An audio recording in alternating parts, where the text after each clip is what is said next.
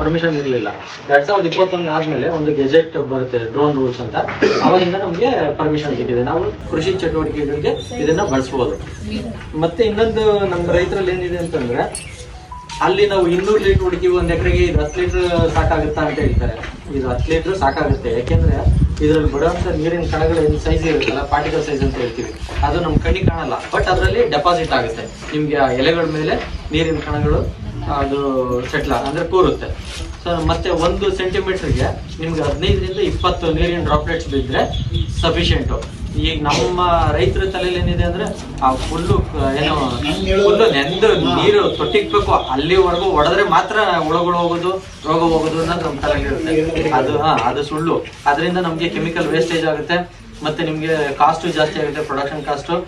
ಮತ್ತೆ ನಮ್ಗೆ it is harmful to the human being. ಅಂದ್ರೆ ನಮ್ಗೆ ನಾವು ಎಷ್ಟೇ ಸಲ ರೈತರಿಗೆ ಹೇಳಿದ್ರು ಅದು ಮಾಸ್ಕ್ ಹಾಕೋಬೇಕು, ಹ್ಯಾಂಡ್ ಗ್ಲೌಸ್ ಹಾಕೋಬೇಕು, ಗಾಗಲ್ಸ್ ಹಾಕೋಬೇಕು ಅಂತಂದ್ರೆ ಕೇಳಲ್ಲ.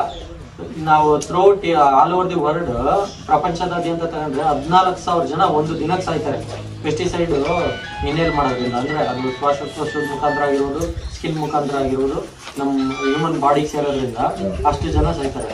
ಸೊ ಡ್ರೋನ್ ಅಲ್ಲಾದ್ರೆ ನೀವು ಒಂದು ಬದಿನಲ್ಲಿ ನಿಂತ್ಕೊಂಡು ಇದನ್ನ ಆರಿಸಬಹುದು.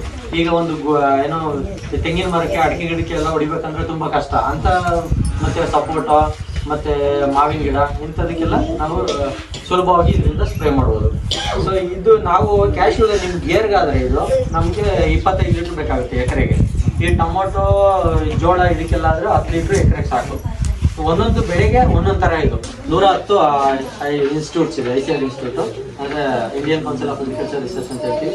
ಮತ್ತೆ ಅಗ್ರಿಕಲ್ಚರ್ ಯೂನಿವರ್ಸಿಟೀಸ್ ಇದಾವೆ, KVKs ಇದಾವೆ, ಎಲ್ಲಾ ಕಡೆನೂ ರಿಸರ್ಚ್ ಮಾಡ್ತಾ ಇದ್ದಾರೆ ಯಾವ್ಯಾವ ಕ್ರಾಪ್ಗೆ. ಅಂದ್ರೆ ಫಸ್ಟ್ ನಮ್ಮಲ್ಲಿ ಡ್ರೋನ್ಸ್ ಇರ್ಲಿಲ್ವಲ್ಲ, ಈಗ ಸ್ಟ್ಯಾಂಡರ್ಡೈಸ್ ಮಾಡ್ತಾ ಇದ್ದಾರೆ ಎಷ್ಟು ಔಷಧಿ ಹಾಕ್ಬೇಕು. ಈಗ ನೀವು 210 ಲೀಟರ್ಗೆ ಒಂದು ಉದಾಹರಣೆ ಹೇಳ್ಬೇಕಂದ್ರೆ ಒಂದು 100 ml ಆ ತರ ಹಾಕ್ತಿದ್ರಿ ಒಂದ್ ಎಕರೆಗೆ. ಈಗ ಇದ್ರಲ್ಲಿ ಅಷ್ಟು ಬೇಕಾಗಿಲ್ಲ, ಇನ್ನೂ ಕಡಿಮೆ ಬೇಕಾಗುತ್ತೆ. ಸೊ ಅದನ್ನ ನಾವು ಸ್ಟ್ಯಾಂಡರ್ಡೈಸ್ ಮಾಡ್ತಾ ಇದ್ದಾರೆ. ಈಗ ನಾವು ಗೇರ್ ಮೇಲೆ ಅಷ್ಟೇ ವರ್ಕ್ ಮಾಡ್ತಾ ಇರೋದು, ಸಂಶೋಧನೆ ಮಾಡ್ತಾ ಇರೋದು, ನಾವು ಅದಕ್ಕೆ ಮಾಡಿದೀವಿ.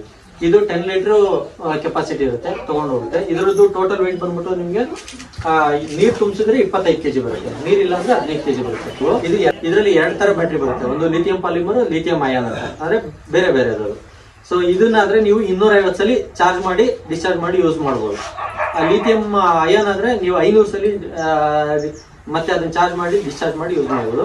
ಇದ್ರದ್ದು ಬಂದ್ಬಿಟ್ಟು ನಿಮ್ಗೆ 15 ನಿಮಿಷ ಬರುತ್ತೆ. 10 ಲೀಟರ್ ತುಂಬಿಸಿದ್ರೆ ಒಂದು ಬ್ಯಾಟ್ರಿ ಸೆಟ್ 15 ನಿಮಿಷ ಅಷ್ಟೇ ಆಪರೇಟ್ ಮಾಡ್ಬೋದು. ನಾವು ನೀರೇನು ತುಂಬಿಸಿಲ್ಲ, ಬರೀ ಹಂಗೆ ಅಪ್ಲೈ ಮಾಡ್ತೀವಿ ಅಂತಂದ್ರೆ, ಹಾರಾಟ ಮಾಡ್ತೀವಿ ಅಂದ್ರೆ 25 ನಿಮಿಷ ಬರುತ್ತೆ. ಈ 15 ನಿಮಿಷದಲ್ಲಿ ನೀವು 2 ಎಕರೆ ಕವರ್ ಮಾಡ್ಬೋದು. ಡ್ರೋನ್ದು ನಿಮ್ದು ಇದು ಕಾಸ್ಟ್ ಬಂದ್ಬಿಟ್ಟು 4.5 ಲಕ್ಷದಿಂದ 8 ಲಕ್ಷ ತನಕ ಐತೆ, ಬೇರೆ ಬೇರೆದೈತೆ. ಈಗ ನೀವು ಮ್ಯಾಸಿವ್ ಫರ್ಗ್ಯೂಷನ್ ಟ್ರ್ಯಾಕ್ಟರ್ ತಗೊಂಡ್ರೆ ಬೇರೆ ಚಾರ್ಜ್ ಕಾಸ್ಟ್ ಐತೆ, ನೀವು ಮಹೇಂದ್ರ ತಗೊಂಡ್ರೆ ಬೇರೆ ಇಲ್ವಾ. ಒಂದೊಂದು ಕಂಪ್ನಿ ಒಂದೊಂದ್ ತರ. ಇದಕ್ಕೂ ಲೈಸೆನ್ಸ್ ಬೇಕು ನಿಮ್ಗೆ. ಈಗ 2 ವೀಲರ್ ಗಾಡಿ ಓಡಿಸೋಕೆ ಲೈಸೆನ್ಸ್ ಬೇಕಲ್ವಾ, ಅದೇ ತರ ಇದಕ್ಕೂ ಲೈಸೆನ್ಸ್ ಇಶ್ಯೂ ಮಾಡ್ತಾರೆ. ಇಲ್ಲಿ ನಿಮ್ಗೆ 2 ವೀಲರ್ RTO ಅವ್ರು ಮಾಡ್ತಾರೆ. ಇದಕ್ಕೆ DGCA ಅಂತ ಐತೆ, director general of civil aviation ಅಂತ. ವಿಮಾನ ಹೆಲಿಕಾಪ್ಟರ್ ಎಲ್ಲ ಹಾರಾಟ ಮಾಡ್ತಾವಲ್ಲ, ಆ ಸಂಸ್ಥೆಯವರು ಐಡೆಂಟಿಫೈ ಮಾಡಿ ಅಂತ ಟ್ರೈನಿಂಗ್ ಸೆಂಟರ್ ಇದಾವೆ. ಇದಕ್ಕೆ 5 ದಿನ ಟ್ರೈನಿಂಗು, 3 ದಿನ ಅಲ್ಲಿ ಅವ್ರು ಟ್ರೈನಿಂಗ್ ಕೊಡ್ತಾರೆ, 2 ದಿನ ಕ್ಲಾಸ್ ಇರುತ್ತೆ. 10ನೇ ಕ್ಲಾಸ್ ಪಾಸ್ ಆಗಿದ್ರೆ ಸಾಕು, ಆಧಾರ್ ಕಾರ್ಡು ಮತ್ತೆ ಪಾಸ್ಪೋರ್ಟ್ ಬೇಕು. ಈಗ ಒಂದು ವಿಷಯ ಏನ್ ಹೇಳ್ಬೇಕಂದ್ರೆ, ಈಗ ಯಾರು ಇಲ್ಲಿ ಯುವಕರಿದ್ದೀರಾ ಹಳ್ಳಿಯಲ್ಲಿ, ನೀವು ಪೈಲಟ್ ಲೈಸೆನ್ಸ್ ತಗೋತಂದ್ರೆ ಕಂಪ್ನಿಯವರು ಒಂದು ದಿನಕ್ಕೆ 1,500ದಿಂದ 2,000 ಕೊಡ್ತಾರೆ ನಿಮ್ಗೆ. ಒಂದ್ ದಿನಕ್ಕೆ ಬರೀ ನೀನು ಕೆಲ್ಸಕ್ಕೆ ಹೋದ್ರೆ, ನಿನ್ನ ಹತ್ರ ಲೈಸೆನ್ಸ್ ಇದ್ರೆ 1,500ರಿಂದ 2,000 ಇದು ಕೊಡ್ತಾರೆ, ಸಂಬಳ ಕೊಡ್ತಾರೆ ಒಂದ್ ದಿನಕ್ಕೆ.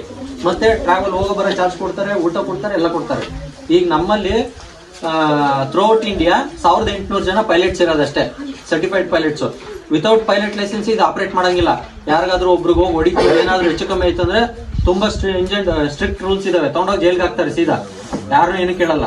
ಸೊ ಹಂಗಾಗಿ ಇದಕ್ಕೆ ಪೈಲಟ್ ಲೈಸೆನ್ಸ್ ಇಂಪಾರ್ಟೆಂಟ್. ಈಗ ಎಲ್ಲಿ ನಾವು ಕೃಷಿ ಹೊಂಡ ಇರ್ತವೆ, ಕೆರೆ ಇರ್ತವೆ, ಬಾವಿ ಇರ್ತವೆ, ಅಲ್ಲಿ ನಾವು ಔಷಧಿ ಸಿಂಪಡಣೆ ಮಾಡಂಗಿಲ್ಲ. 50 ಮೀಟರ್ 100 ಮೀಟರ್ ದೂರ ಇರ್ಬೇಕು ಅದರಿಂದ, ಯಾಕೆಂದ್ರೆ ನೀರು ಎಲ್ಲ ಕಲುಷಿತಗೊಳ್ಳುತ್ತೆ.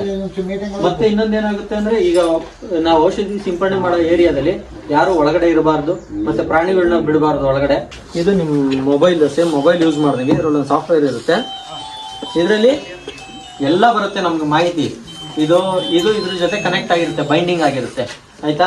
ಇದು ಸ್ಯಾಟಲೈಟ್ ಮುಖಾಂತರ ಆಪರೇಟ್ ಆಗೋದು, ಇದಕ್ಕೆ ಸ್ಯಾಟಲೈಟ್ ಕನೆಕ್ಟ್ ಆಗಿರುತ್ತೆ. ಇದರಲ್ಲಿ ದಿಕ್ಸೂಚಿ ಇರುತ್ತೆ, ಕಾಂಪಸ್.